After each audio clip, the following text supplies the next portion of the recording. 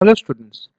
हमारे YouTube channel experience tutor में आपका स्वागत है। आज हम लोग डिस्कस करेंगे बहुत ही इंपॉर्टेंट टॉपिक क्लास 12 फिजिक्स का सीबीएसई बोर्ड 2019 के लिए most important long questions part 1।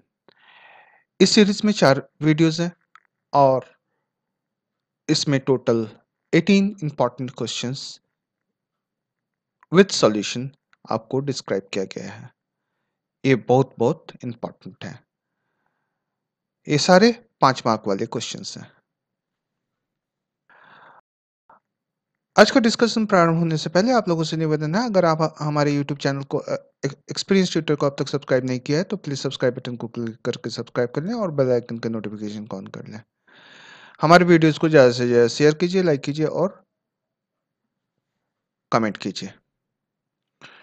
जैसा कि आप लोगों को पहले बताया गया, ये सारे टोटल 18 क्वेश्चंस हैं। टोटल टोटल क्वेश्चंस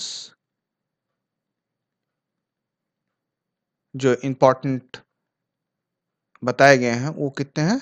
18 क्वेश्चंस हैं और टोटल 4 वीडियोस में से डिस्क्राइब किया गया है। तो चारों वीडियो आपके लिए इंपॉर्टेंट है। चलिए, तो ये फर्स्ट वीडियो का पहला क्वेश्चन जो कि बहुत इंपॉर्टेंट है। ड्रॉ ए लेवल diagram of Van de Graaff generator, state its working principle to show how to by introducing small charge sphere into a large sphere into a larger sphere, a large amount of charge can be transferred to the outer sphere. State the use of this machine and also point out its limitation. तो चलिए इसको देखते हैं। Answer को मैं ध्यान से पढ़ूंगा, आप लोग ध्यान से सुनिए। जहाँ पे समझाने की जरूरत होगी मैं समझा दूंगा और जहाँ भी आपको प्रॉब्लम होगी आप कमेंट बॉक्स में लिख दीजिए। हम उसे फिर से एक नया वीडियो या कमेंट बॉक्स में ही आपको रिप्लाई देके उसका सॉल्यूशन बता दूंगा। वापस यदि बनाना पड़े तो और एक वीडियो आपको समझाने के लिए बना दूंगा, ठीक है।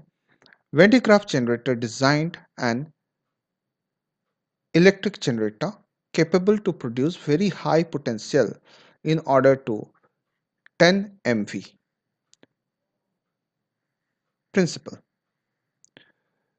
It is based on the following two phenomena. अच्छा, यहाँ पर आपने जो लिख दिया इसे, यहाँ आपको हाफ मार्क मिल जाएंगे इसको लिखने के साथ ही। उसके बाद प्रिंसिपल, प्रिंसिपल में आप यदि पूरा लिख दिया प्रिंसिपल, आपको 1 मार्क पूरा मिल जाएगा। तो प्रिंसिपल में क्या है? It is based on the following two phenomena. The electric charge always resides on the outer surface of the hollow cylinder. Second, the electric discharge in air or a gas takes place very fast through the pointed ends of the conductor. It is called corona discharge. ठीक है, यहां तक आपने लिख दिया तो आपको 1 mark मिल गया। प्रिंसिपल के 1 मार्क, हाफ फर्स्ट स्टेटमेंट के। बाकी जो मार्क्स हैं वो कंस्ट्रक्शंस के, तो आपको इस तरह से फुल मार्क आ जाएगा। अच्छा, कंस्ट्रक्शन में क्या है?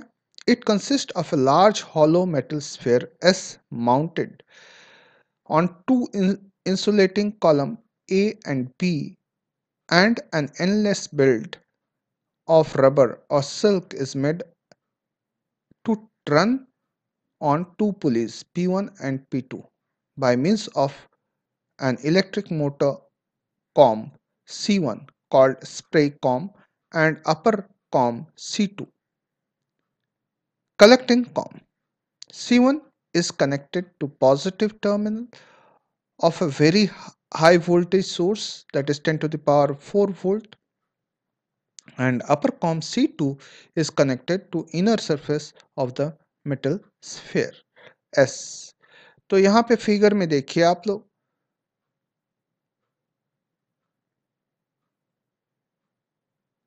ये रहा।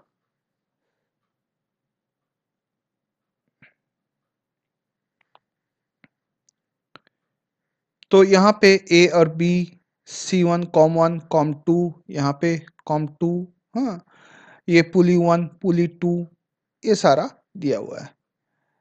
तो अब वर्किंग देखते हैं। When C1 is connected to high voltage, high potential, C1 यहाँ देखिए, फिगर में देखिए इसे। C1 कहाँ पे? हाई टेंशन, हाई पोटेंशियल पे रखा हुआ है C1। अच्छा, it produce ion near it, वो आयन प्रोड्यूस करता है। Due to action of sharp points, the positive ions so produced get sprayed on the belt due to repulsion between the positive ions and COM C1। तो ये जो है ये positive ion plus ion produce करता है और यहाँ से कॉम से होके ये यहाँ पे स्प्रेड हो जाता है। ठीक है। अच्छा, फिर नेक्स्ट स्टेप में देखिए, बेल्ट में स्प्रेड हो जाता है।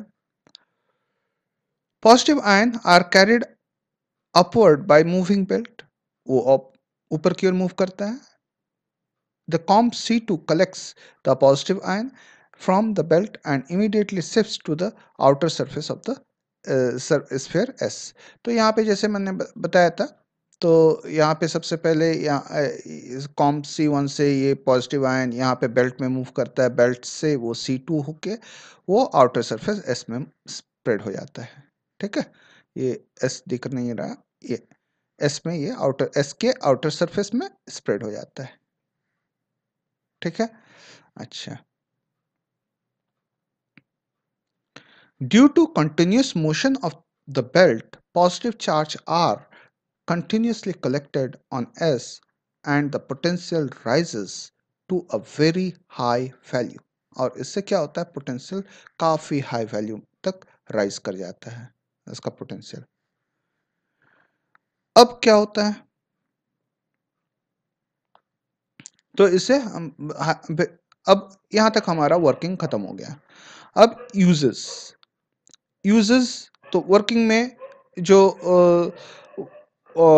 To and half marks, to 1.5 marks working में, फिर 1 मार्क यूजेस में और 1 मार्क लिमिटेशन में, हो गया आपका 5 का डिस्ट्रीब्यूशन। अच्छा, यूजेस में when D graph generator generates high potential difference that are used to accelerate charged particles such as electron, proton, ions, etc. used for nuclear disintegration। खत्म। अब limitation, it's a series combination that allows only one route for the moment of charge। ठीक है, ये limitation है। और second limitation है, it can accelerates only the charge particle not the अनचार्ज particle. ठीक है, ये हो गया आपका 5 मार्क का पहला इंपॉर्टेंट क्वेश्चन। अब second important question, define electric flux, is it a scalar और वेक्टर क्वांटिटी। उसका सेकंड पार्ट में है, a point charge q is at a distance d2 directly above the center of the square d as shown in the figure, use Gauss law to obtain the expression for the electric flux through the square। इसका B part हम बाद में देखेंगे, पहले जो A part का question का solution देखते हैं। Electric flux through a surface equal to the surface integral of the electric field over the surface. ठीक है, phi is equal to integration surface integral E dot d s. बस, it is a scalar quantity. यह पहला part हो गया आपका पूरा। उसके बाद पहला पार्ट का सेकंड जो क्वेश्चन है उसको हम देखेंगे। तो ये क्यूब है डी साइड का और यहाँ पे चार्ज क्यू बीच में रखा हुआ है। तो constructing a cube of side D, so charge Q get placed with the cube Gaussian surface. ठीक है, अब आगे बढ़ते हैं। According to Gauss law, the flux phi is equal to charge enclosed epsilon upon epsilon naught, q upon epsilon naught। This is the total flux through all the 6 faces of the cube। Hence, the electric flux through the square is 1/6 of q upon epsilon naught। 1/6 of q upon epsilon, that is q upon 6 epsilon naught। ठीक है, अब next हम second question B part के questions को देखेंगे। तो ये important है कि 6 फेसेस होते हैं क्यूब के, इसलिए एक और 6 स्क्वायर होते हैं, तो एक स्क्वायर का कितना होगा 1/6। ठीक है, ये इंपॉर्टेंट है। चलिए बी पार्ट के क्वेश्चन को देखते हैं।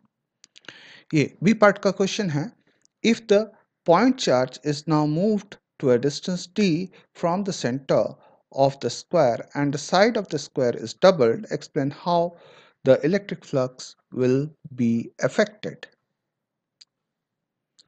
तो देखिए इसका answer, if the charge is moved at a distance d and the side of the square is doubled, the Q will be constructed to have side 2d, but the total charge enclosed in it will remain same। total charge जो है Q वो Q ही रहेगा, hence the total flux through the Q and therefore the flux through the square will remain same as before। ठीक है, charge since charge change नहीं हो रहा है तो फ्लक्स भी चेंज नहीं होगा, वो सेम रहेगा। चलिए next question, third important question long question में वो है ए part 3a, use Gauss law to derive the expression for electric field E due to the straight uniformly charged infinite line of charge density lambda coulomb per meter। फिर second part है, draw a graph to show variation of E with perpendicular distance r from the line of charge। C, find the work done in bringing the charge q from perpendicular distance r1 to r2। r2 is greater than r1। ठीक है, चलिए इसको solve करते हैं। तो calculate the electric field, imagine a cylindrical Gaussian surface since the field is everywhere radial, flux through two ends of the cylindrical Gaussian surface is 0। ठीक है, तो यहाँ पे पिक्चर में आप ये देख लीजिए। ठीक है, E है, ये E परपेंडिकुलर टू दिस, यहाँ पे P और E डिस्टेंस R है, और ये एक छोटा सिलेंडर यहाँ पे बनाया गया है R डिस्टेंस पे, और ये लेंथ कितना है उसको L है। ठीक है, तो ये सब कंसिडर करते हुए हम अब at the cylindrical part of the surface electric field E is normal to the surface। हमने अभी पिक्चर में दिखाया, इमेज में दिखाया कि E normal to the surface at every point of the magnitude is constant, therefore flux through Gaussian surface is equal to flux through curved cylindrical part of the surface, that is E into 2 pi r L। apply Gauss law, flux is equal to Q enclosed upon epsilon naught। total charge enclosed is equal to linear charge density into L, that is lambda into L। phi is equal to lambda L upon epsilon naught। ये हो गया equation 2। ये equation 2 हो गया। Using equation 1 and 2, E into 2 pi r L, that is is equal to lambda L upon epsilon naught, E is equal to lambda upon 2 pi epsilon naught r। In vector notation we can write vector E lambda 2 pi epsilon naught r unit vector n, where n is the unit vector normal to the line charge। तो ये हो गया आपका expression पहला part का। अब दूसरे part का, required graph is shown, graph बनाना है आर और ई का, तो ये ग्राफ आप याद रखिएगा, ये है इसका ग्राफ। और ये ग्राफ क्या बताता है, देखिए इनिशियली क्या था, आर जब छोटा था बहुत कम था तो ई मैक्सिमम था। ठीक है, उसके बाद आर जैसे जैसे बढ़ता गया ई कम होता गया, जैसे जैसे आर बढ़ता गया, और एक टाइम यहाँ पे आया कि वो एकदम मिनिमम हो गया ई, और पैरेलल हो गया, खत्म तो नहीं हुआ, जीरो तो नहीं हुआ, लेकिन एकदम मिनिमम हो गया।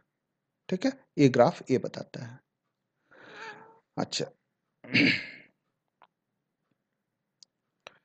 सी, वर्क डन निकालना है। Work done in moving the charge Q through a small displacement dr is dw is equal to f into dr, force into displacement होता ही है एफ डॉट डी आर, ठीक है, डॉट प्रोडक्ट होता है force into displacement और force dot D R.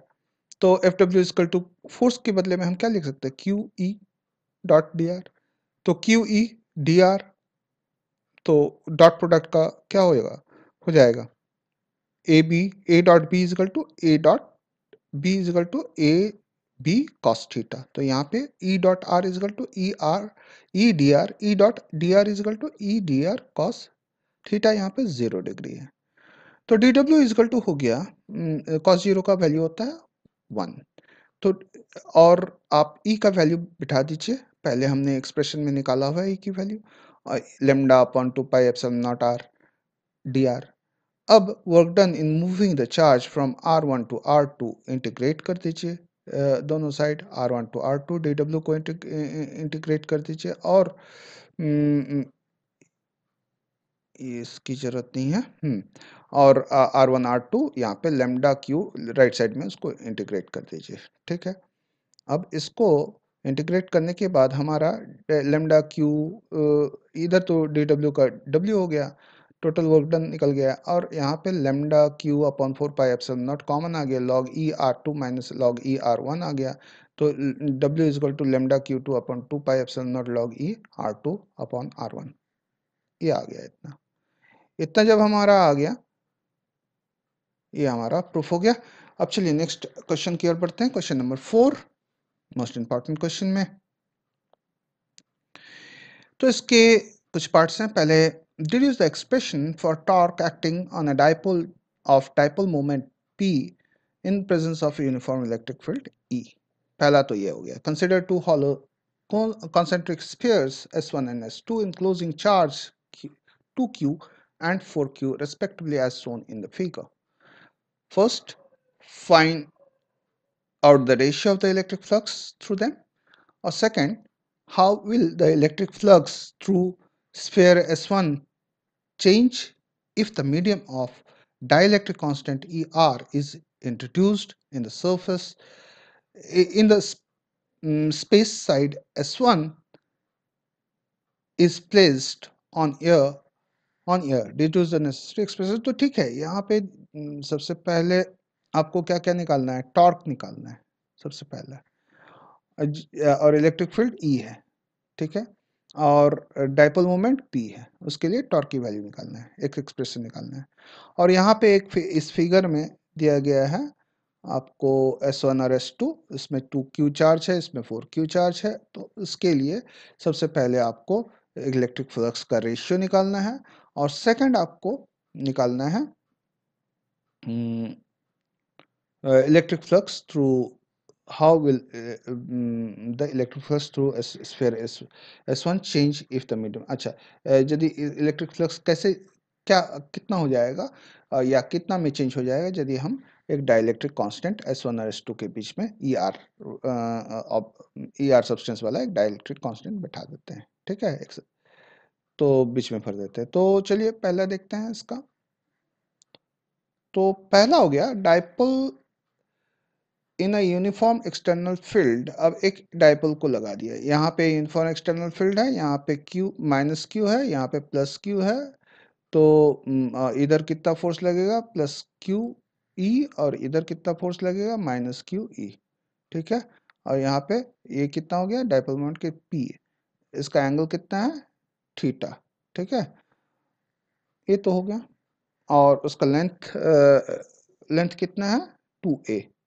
तो इस side कितना हो गया, ए हो गया मिडिल से।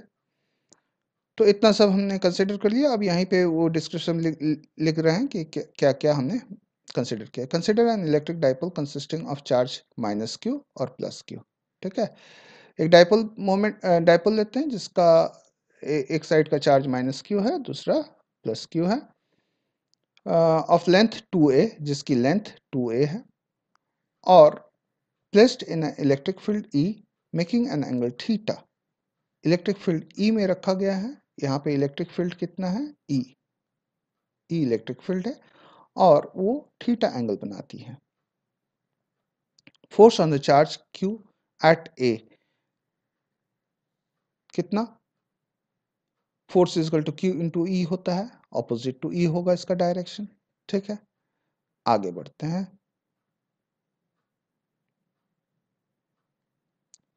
Force on charge plus Q at B कितना हो जाएगा, QE along E।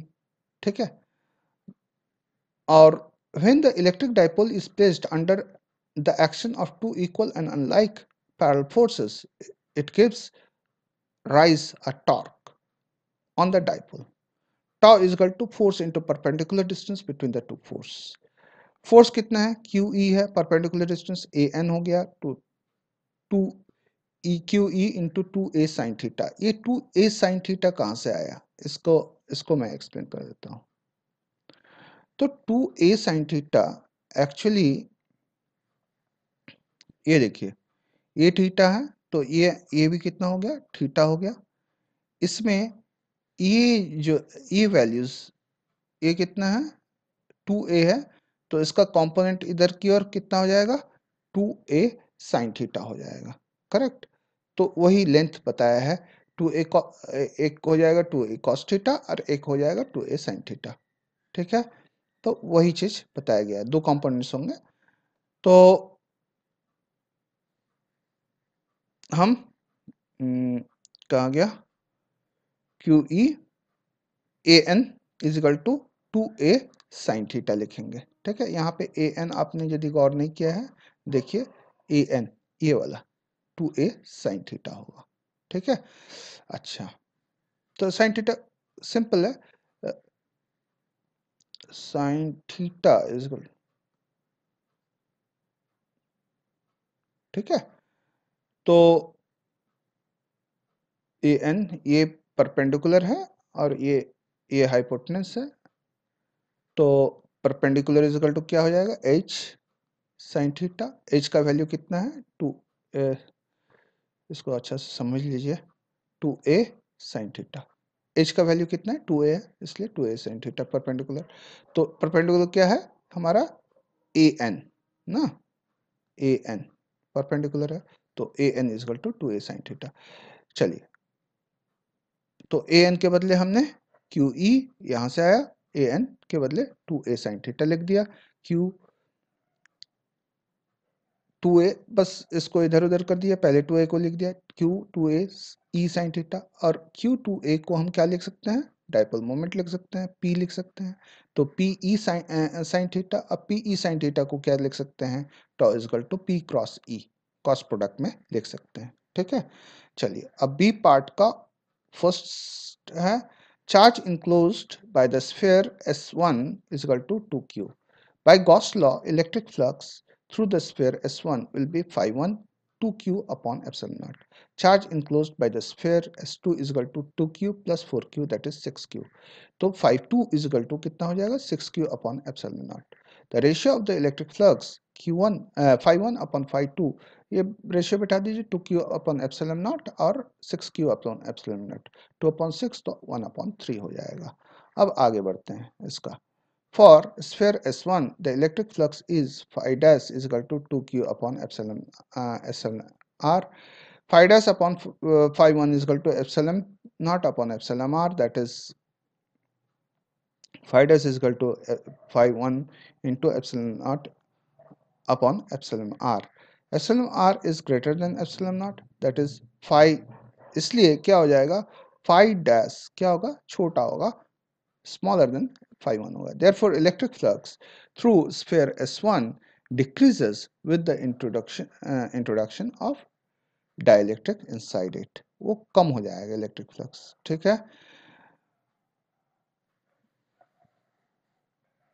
this is end of first video. For rest of the questions, please visit our YouTube channel Experience Tutor.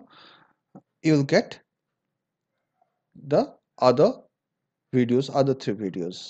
Beside that, आप लोगों को और important questions maths में, chemistry में और फिजिक्स में मिलेंगे। ठीक है, चलिए आज का चैप्टर, आज का क्लास यहीं पे समाप्त करते हैं। आज का क्लास यहीं पे समाप्त करते हैं। हमारे वीडियोस को ज़्यादा से ज़्यादा शेयर कीजिए, लाइक कीजिए और कमेंट कीजिए। आपका आज का दिन शुभ हो और आपको एग्ज़ाम्स में काफ़ी अच्छे मार्क्स आएँ। इस शुभकामनाओं के साथ हम लोग आज का वीडियो यहीं पे समाप्त करते हैं। जल्द ही मुलाकात होगी नेक्स्ट वीडियो के साथ। तब तक के लिए हमें आज्ञा दीजिए। Thank you very much.